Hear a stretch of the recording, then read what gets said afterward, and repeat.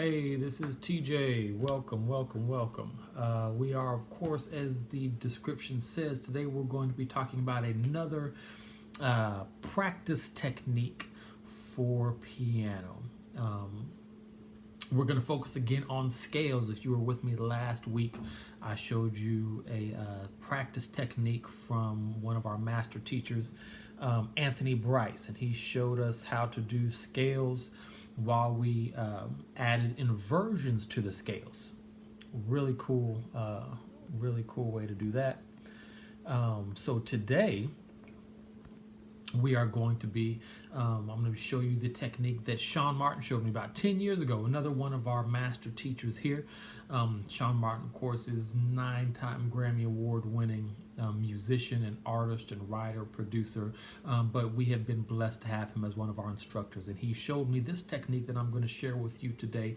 Again, another way to practice scales. Scales doesn't have to be boring to practice, so you can always add some different flares to it. So today we're going to look at Shaun's and how he does it.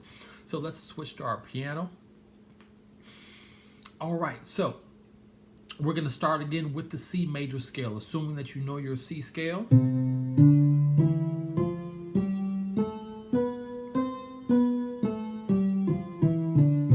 Okay, nothing fancy there. This technique takes a couple things into account. First, that you do know your scales and the correct fingering for your scales.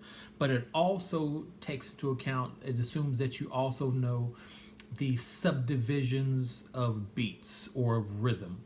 I guess that's just a fancy way of saying that you know how to, you know your quarter notes, eighth notes, triplets, and 16th notes. Okay, so we need to know those 4 divisions of notes for this exercise. So what we do is we take a metronome and I'm gonna set it pretty slow just so we can see exactly what we're doing. I'm going to set this metronome to 50.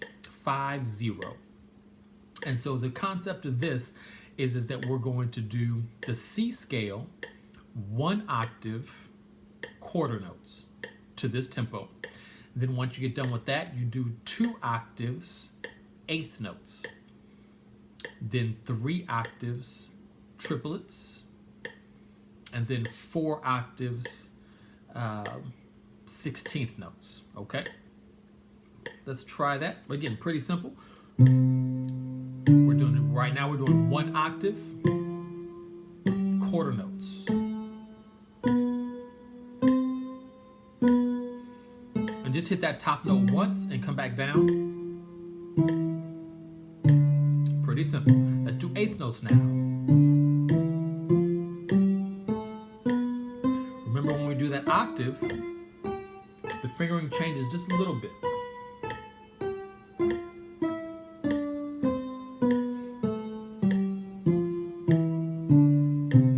Okay.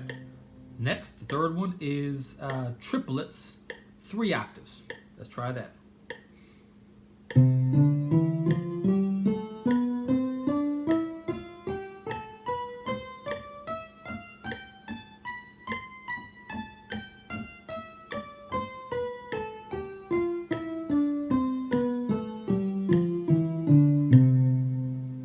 Okay, so that was 3 octaves triplets. Now we're going to go 16th notes, 4 octaves. 4 octaves. Here we go. I've just got a 61 key keyboard that we're using today, so I need to go all the way down to my bottom. I'm going to max out all these keys going 4 octaves. That's the most I can go on this keyboard. So let's try that. 16th notes, 4 octaves, key of C.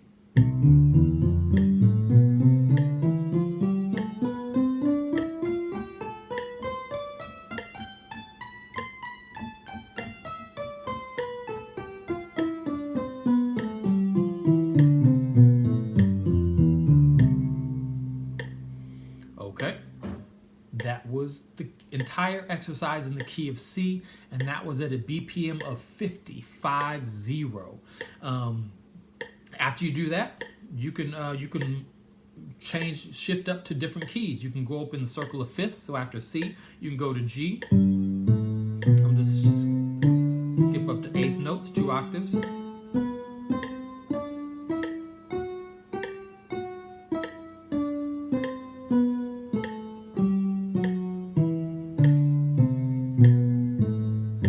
triplets.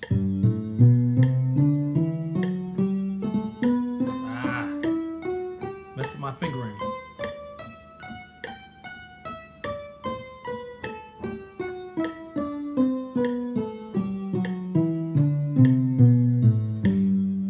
I don't have enough octaves to go 4 octaves in G. So that's me going up in fifths. You can go from C to G and D, but you can also, what I like to do just to mix it up is to go up chromatically. So instead of after C, go right to C sharp.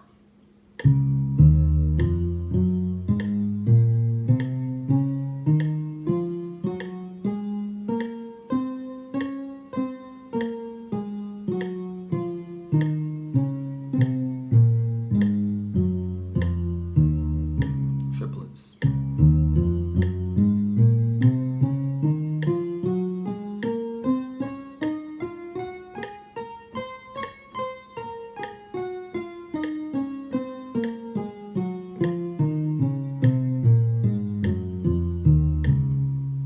Okay, so that's the gist of the exercise. I'll stop this metronome right now, but that's the gist of the exercise.